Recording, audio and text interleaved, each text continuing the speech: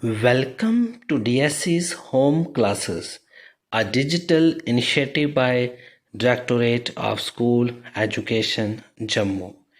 Dear students, today we are going to discuss a very important topic, that is tense and its uses, and we will discuss this topic for class 9th and for class 10th. Students, this topic is very important not only from examination point of view but also to improve our English language, because it is the base of all the topics in English language. And this topic we will begin with the learning outcomes. What we will able to learn in this video, students will be able to define tense. They will able to know the types of tense. They will able to know method of present simple tense, different structures. They will know affirmative, negative, interrogative, negative. They will able to apply the different uses of present simple in their life in a language. They will able to know how to make verb agree with the subject and SB relationship. These are the things which they will understand in this video. So let's begin the topic firstly with the title. So this word tense is derived from the two words, that is time and sense.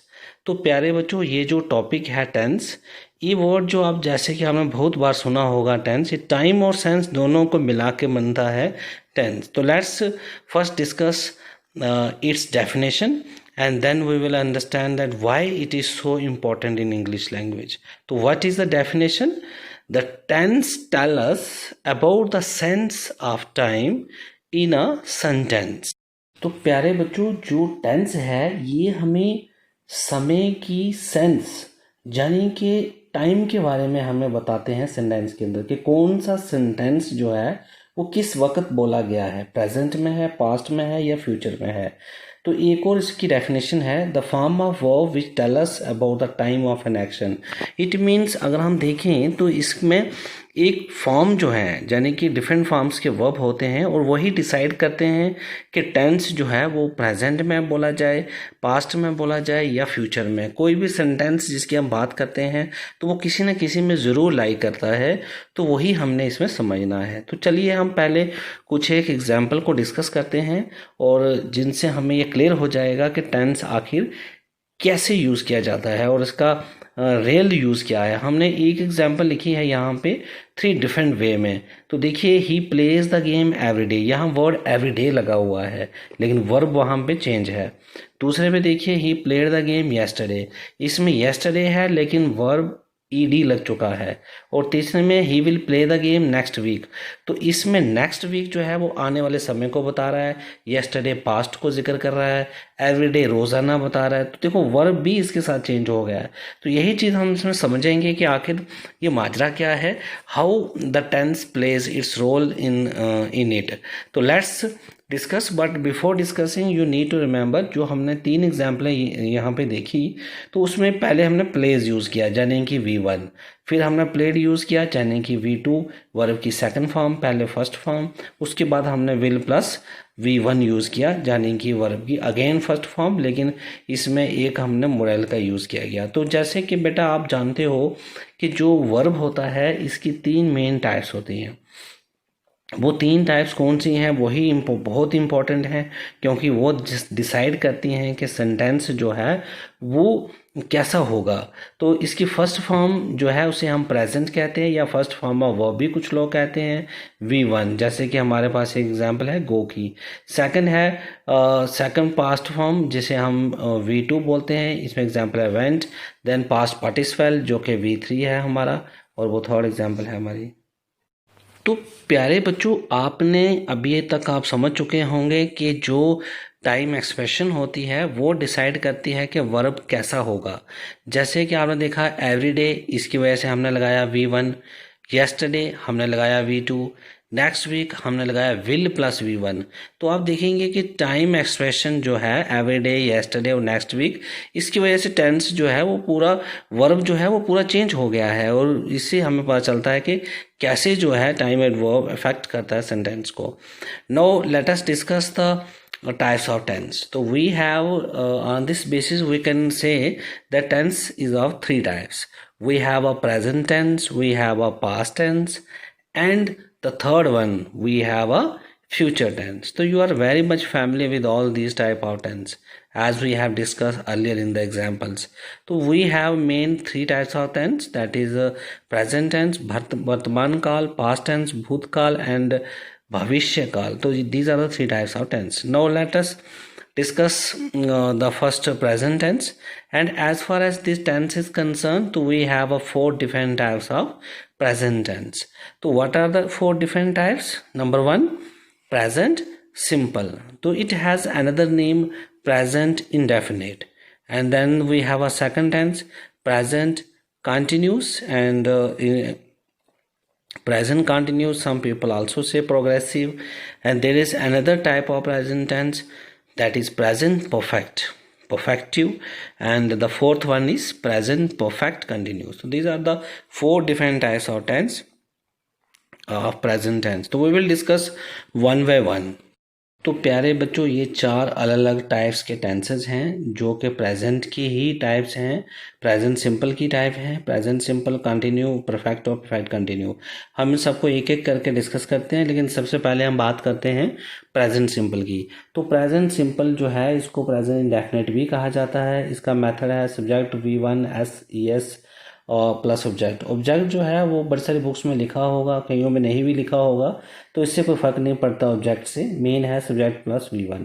तो example है he eats mangoes everyday. इसमें ही जो है वो method के according subject है, ईट verb है और मैंगोज ऑब्जेक्ट है। तो अगर हम देखें तो वर्ब की तीन फॉर्म्स हैं, ईट, एट और ईटन, लेकिन इनमें से हमने सिर्फ फर्स्ट वाली यानी कि ईट को लेना है। प्रेजेंट सिंपल में हमेशा फर्स्ट फॉर्म का इस्तेमाल करना है। तो चलिए हम कुछ और एग्जाम्पल को डिस्कस करते हैं। Let us discuss some more example so that it can be more clear to you. तो अगर हम देखें इसमें, she writes an essay every day, I play the game once a week, we always sing songs. तो तीनों में देखिए आप, तीनों में V1 का इस्तेमाल किया गया है, सिर्फ शी के साथ राइट्स लगा हुआ है क्योंकि वो थर्ड पर्सन सिंगुलर है। तो इसमें आपने ध्यान रखना है कि जो S और ES है ये बहुत डिफरेंस क्रिएट करता है। तो चलिए अब हम इन्हीं सेंटेंस को अगर नेगेटिव बनाना हो तो हम कैसे बनाएंगे। तो नेगेटिव बनाने के लिए प्रेजेंट सिंपल में हमने क्या करना है, डू और डज का इस्तेमाल करना है। तो सबसे पहले है he does not eat mangoes every day, she does not write an essay, I do not play the game once a week, we don't sing songs. तो इस तरह से आप इसको नेगेटिव बना सकते हैं, किसी भी सेंटेंस को डू और डज लगाकर। हम इसका देखेंगे कि डू कहाँ लगता है और डज कहाँ लगता है, इसको भी हम समझने की कोशिश करेंगे। लेकिन उससे पहले हम ये देखेंगे कि सेंटेंस को इंडेरोगेटिव बनाना कैसे है। तो जैसे कि हमने कहा कि प्रेजेंट सिंपल में डू डज का इस्तेमाल होता है, तो आपने क्या करना है, डू डज को ही बाहर ले लेना है। जैसे इंडेरोगेटिव में does he eat mangoes every day, does she write an essay, do I play the game, do we sing songs. तो we can make thousand of sentence. Example के तौर पर मैं बात करूं कि वो ऐसे लिखती है, तो she writes an essay, she does not write an essay, तो does she write an essay, तो does she not write an essay. तो इस तरह से हम 1000 सेंटेंस बना सकते हैं। अब हमारे पास आता है इंटेरोगेटिव प्लस नेगेटिव, जिसमें दोनों हों। तो दोनों का मतलब है, एक तो हमें इंटेरोगेशन साइन भी चाहिए, साथ में हमें सेंटेंस नेगेटिव भी चाहिए। तो हम इसको क्या करेंगे कि हेल्पिंग वर्ब पहले लेंगे, साथ में नॉट लगाएंगे सब्जेक्ट के बाद। जैसे does he not eat mangoes every day, does she not write an essay, do I not play the game, do we not sing songs. तो इस तरह से हम थाउजेंड्स ऑफ सेंटेंस जो हैं वो क्रिएट कर सकते हैं, चाहे वो एफर्मेटिव हो, नेगेटिव हो, इंटेरोगेटिव हो या इंटेरोगेटिव प्लस नेगेटिव हो। तो हम ऐसे बना सकते हैं। तो आपको सिर्फ यहाँ पे चीज़ याद रखनी है कि ही, शी, इट, नेम और सिंगुलर नाउन। सिंगुलर नाउन चाहे कि डॉग, कैट, मैन एट्सेट्रा, इनके साथ हमेशा S और ES का इस्तेमाल करना है। और इन्हीं वर्ड्स, इन्हीं सब्जेक्ट्स के साथ आप डज का इस्तेमाल भी कर सकते हैं जब आपने क्वेश्चन बनाना हो या फिर सेंटेंस को नेगेटिव बनाना हो। तो you need to remember this thing also. तो क्या क्योंकि ये जो है इसके साथ ही आपने एस और एस और डज भी लगाना। नाउ अब बात करते हैं यू वी दे आई और प्लूरल नाउन्स की। तो इसमें आप अगर ध्यान दें तो इसमें प्लूरल नाउन जैसे डॉग का डॉग्स हो गया, कैट्स हो गया, मैन, तो इनके साथ डू नॉट तो इस्तेमाल करना है, बट एस और ई एस का इस्तेमाल कभी नहीं करना है। ये बात कभी मत भूलना कि यू के साथ कभी भी एस ई एस, यानी कि ऐसा कभी नहीं होगा you plays the game, you play the game होगा, या फिर यू डज नॉट प्ले कभी नहीं होगा, you do not play the game. तो अब हम बात करते हैं डिफरेंट यूजेस की प्रेजेंट सिंपल की, कि आखिर प्रेजेंट सिंपल के डिफरेंट रूल क्या हैं, डिफरेंट यूजेस क्या हैं, कहाँ इनको हम यूज़ कर सकते हैं, और ये प्रेजेंट टेंस क्या रोल प्ले करता है। तो सबसे पहला यूज़ जो है प्रेजेंट सिंपल टेंस का, the first use, present simple tense is used when that there is a habitual fact. जब कहीं पे हैबिचुअल फैक्ट हो, यानी कि हैबिचुअल फैक्ट कहने का मतलब है कोई चीज़ बार बार रिपीट होती हो, तो आपने वहाँ पे प्रेजेंट सिंपल का ही इस्तेमाल करना है। जैसे she drives the car every morning, यहाँ वर्ड एवरी मॉर्निंग बता रहा है कि वो एक्टिविटी डेली की जा रही है, यानी कि हैबिट शोइंग वर्ड है। यही वर्ड डिसाइड करता है कि वर्ब कैसा होगा। She drives the car every day, हम इसको ऐसे लिखा हमने, ड्राइव्स क्यों लिखा, क्योंकि ये हैबिचुअल फैक्ट है। और प्रेजेंट सिंपल का रूल ही यही है कि कोई चीज़ जो बार बार रिपीट हो तो वहाँ पे आप प्रेजेंट सिंपल का इस्तेमाल करें, यानी कि सब्जेक्ट प्लस वर्ब की फर्स्ट फॉर्म का इस्तेमाल करें। लेकिन आपने देखा होगा कि शी के साथ ड्राइव तो लगा है, बट उसके साथ एस भी लगा है, क्योंकि हमने पीछे पढ़ा कि थर्ड पर्सन सिंगुलर होते हैं उनके साथ एस ई एस लगाना है। अब now look at the second example, there is another example, he writes poems once a week. तो आप देखेंगे सिर्फ एवरीडे ही नहीं है habitual word, habit showing word, हमारे पास वंस अ वीक जो है ये भी HSW है, यानी कि हैबिट शोइंग वर्ड है।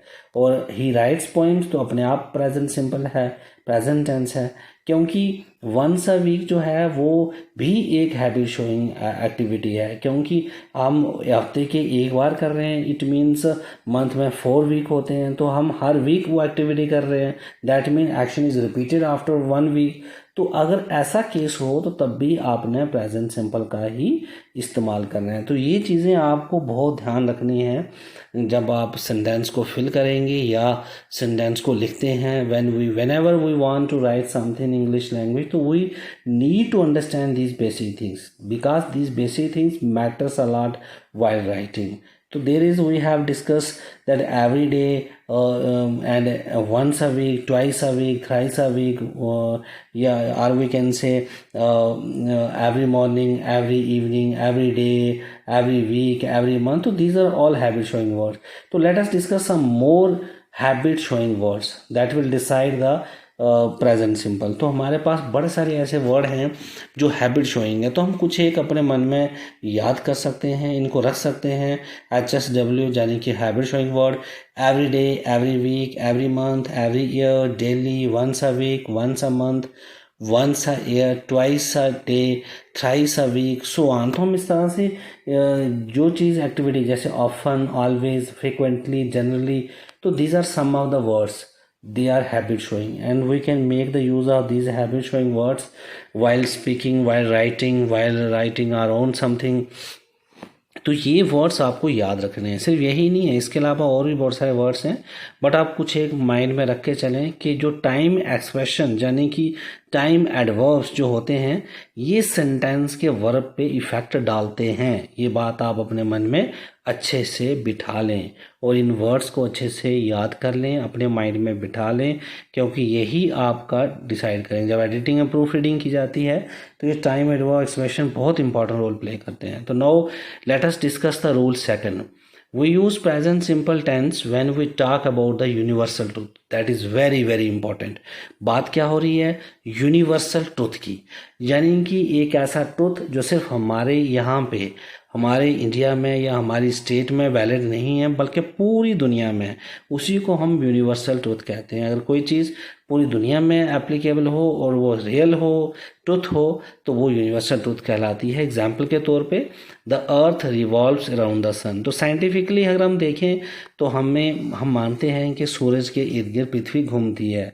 तो सिर्फ यहाँ पे नहीं, पूरी दुनिया ये बात मानती है, तभी इसे यूनिवर्सल ट्रुथ कहा गया। तो जब भी आपने यूनिवर्सल ट्रुथ की बात करनी है तो उस समय आपको क्या करना है, प्रेजेंट सिंपल का इस्तेमाल करना है। जैसे कि इस एग्जाम्पल में हमने देखा कि the earth revolves, earth subject है और रिवॉल्व्स वर्ब है V1।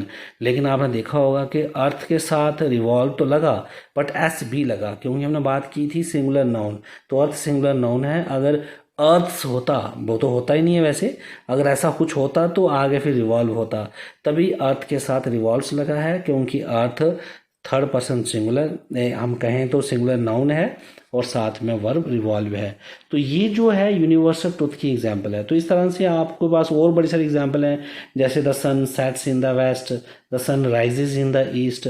तो there are thousands of example which is based on the universal truth, not this is only example. जैसे हमारे पास एक और है वाटर इवेपोरेट्स है। तो इस तरह से आप बता सकते हैं कि हमारे पास बड़ी सारी एग्जांपल्स होती हैं जो यूनिवर्सल ट्रुथ पे बेस्ड हैं। तो आपने ये बात ध्यान रखनी है कि जब कभी यूनिवर्सल ट्रुथ हो तो आप उस समय प्रेजेंट सिंपल यानी कि प्रेजेंट डेफिनेट का ही इस्तेमाल करें। तो ये बात बहुत इंपॉर्टेंट है जो कि आपको याद रखनी है। Now come to the another rule, rule third. Rule third क्या कहता है कि we use present simple when we talk about proverbs oblique saying. जब हम प्रोवर्ब्स और सेइंग की बात करते हैं तो उस टाइम पे भी हम प्रेजेंट सिंपल का ही इस्तेमाल किया करते हैं। और ये माना गया है कि जो प्रोवर्ब्स यानी कि कहावतें होती हैं ये हमेशा सच्ची कहलाती हैं, सच होती हैं, क्योंकि बहुत ही उसके ऊपर बेस्ड हैं। जैसे कि हमारे पास एग्जांपल है हेस्ट मेक्स वेस्ट। तो इसमें हेस्ट सब्जेक्ट है और मेक्स V1 है। तो अगर V1 है तो दैट मीन प्रेजेंट सिंपल है, क्योंकि प्रेजेंट सिंपल का मेथड ही यही है, subject plus V1 plus S और ES। तो हेस्ट मेक्स वेस्ट यानी कि जल्दी में किया हुआ काम हमेशा खराब होता है। इस तरह से honesty is the best policy. तो इसमें आप देखिए ऑनेस्टी वर्ड जो है ये सब्जेक्ट है और इज़ जो है वो वर्ब की फर्स्ट फॉर्म। अब आप सोचेंगे कि इज़ फर्स्ट की वर्ब की फर्स्ट फॉर्म कैसे है, तो इज़ जो है वो हेल्पिंग वर्ब के साथ साथ मेन वर्ब भी है, क्योंकि मेन वर्ब का रोल भी प्ले करता है। और इस इज़ की जब ये मेन वर्ब होता है तो इसकी सेकंड फॉर्म होती है वाज या वर। तो that means honesty and is, अगर ऑनेस्टी सब्जेक्ट है तो इज़ V1 है। तो अगर ये ऑनेस्टी और इज़ सब्जेक्ट और ये रूल को फॉलो कर रहे हैं तो इट मीन्स ये प्रेजेंट सिंपल है। तो ये दोनों एग्जाम्पलें जो हैं ये हैं प्रोवर्ब्स और सेइंग की। तो जब भी कहीं पे भी प्रोवर्ब हो, जैसे ये दो ही नहीं, यूनियन इज स्ट्रेंथ, इसके अलावा हमारे पास जो है slow and steady wins the race. तो we have a thousand of such proverbs and saying, but usually they are all in present simple tense, like walking dog seldom bite, तो in the similar manner. Now come to the another one, एक और rule है इसका, last rule present simple का। Rule fourth, we use present simple tense when we talk about timetables, when we talk about programs, schedule of matches, arrival and departure of buses, trains and fixed schedule in future। तो यहाँ पे एक बहुत important point है, fixed schedule in future. Future में कोई schedule fixed हो तो आपने प्रेजेंट सिंपल का इस्तेमाल करना है। हालांकि फ्यूचर के लिए मोडेल्स लगते हैं विल या शैल, बट यहाँ पे थोड़ा सा रूल अलग है। आपने अगर फ्यूचर में हम टाइम टेबल की बात कर रहे हैं, प्रोग्राम्स की बात कर रहे हैं, शेड्यूल ऑफ मैचेस की बात कर रहे हैं, अराइवल डिपार्चर की बात कर रहे हैं, तो आपने हमेशा इसमें प्रेजेंट सिंपल का इस्तेमाल करना है। एग्जाम्पल के तौर पर our exam begin next week, तो हमारे एग्ज़ाम जो है वो अगले हफ्ते शुरू होंगे। मीनिंग में फ्यूचर में होगा लेकिन टेंस जो है वो प्रेजेंट में लिखना है।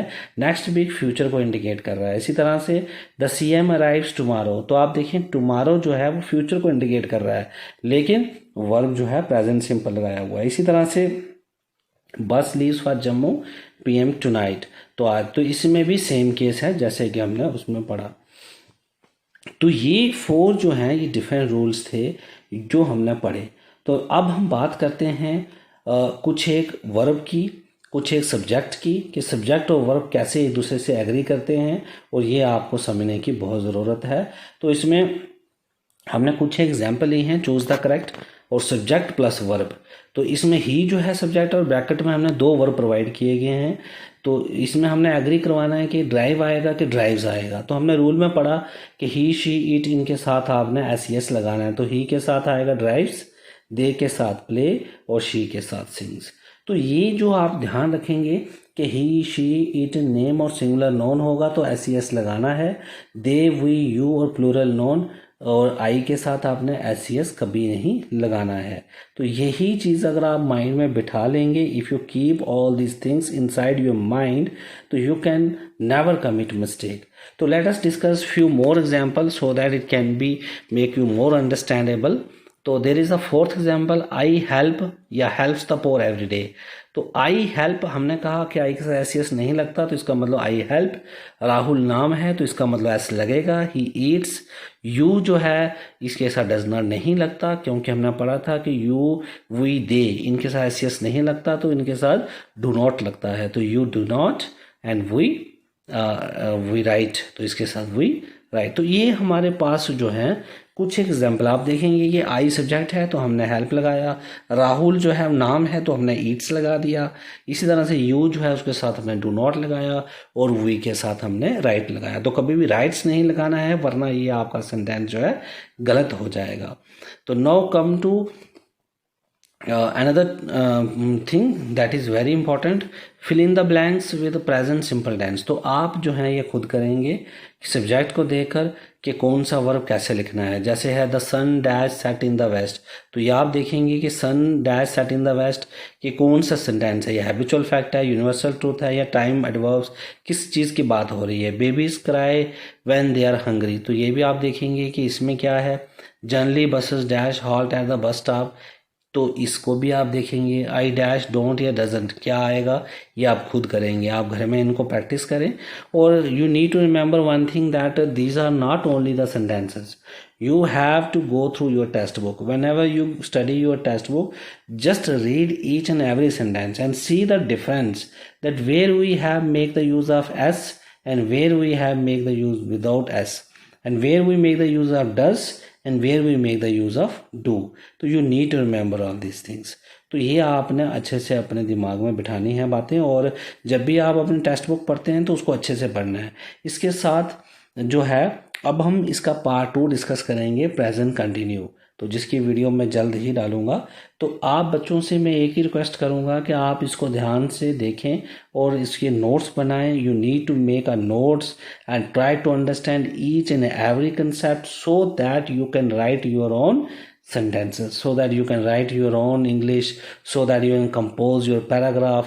And moreover, it is very important not only for 9th but also for 10th, because in 10th there is a topic editing and proofreading which is of 4 marks, and it is possible only with the help of tense. And if you understand each and every tense clearly, then automatically you will crack this easily. So with this I will